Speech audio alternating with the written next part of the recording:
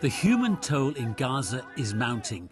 These casualties brought to the Al-Aqsa hospital in central Gaza are outside the zone from which Israel had told civilians to flee. It's not known from where the victims came, but many of the dead and injured are children.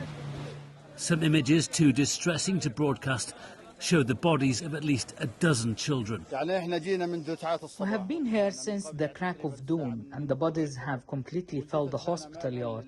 This is in addition to the bodies in refrigerators, which are full. We don't have enough shrouds for the dead, because the numbers are huge. Israeli airstrikes in response to the massacres of October the 7th are against what it calls strategic Hamas targets. They've left parts of the Gaza Strip looking like a wasteland. Such bombing, say Palestinians, is indiscriminate by its very nature, resulting in thousands of casualties.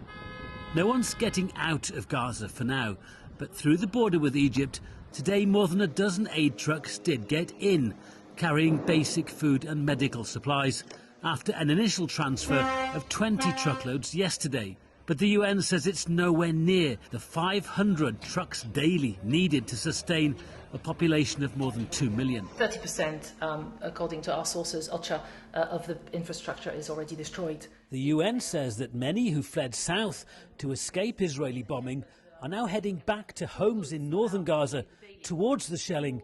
So dire is the humanitarian situation. Some people will die if they don't get insulin on a regular basis. There are 50,000 pregnant women in Gaza. Water is absolutely necessary to keep them alive. But the situation is set to worsen. Thousands of Israeli troops, tanks and heavy armour are preparing for a full-scale ground offensive in Gaza once bombing from the air achieves its objective.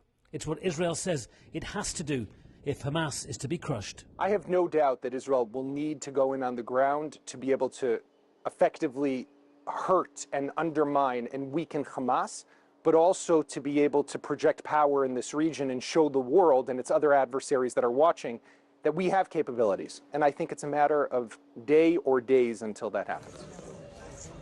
But Israel knows a land invasion of Gaza could trigger conflict in the wider region. In the Palestinian West Bank city of Jenin, Israel says it hit a Hamas cell, preparing for an attack. After cross-border skirmishes too in southern Lebanon, a warning from Israel's Prime Minister to Hezbollah militia and their sponsors Iran not to get involved.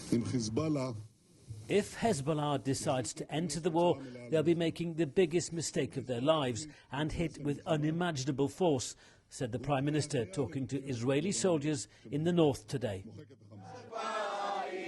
One factor Mr. Netanyahu can't control is the fate of more than 200 Israeli and international hostages held by Hamas in Gaza, whose families fear an Israeli invasion may put their lives in further danger. Willow Davis, BBC News, Jerusalem.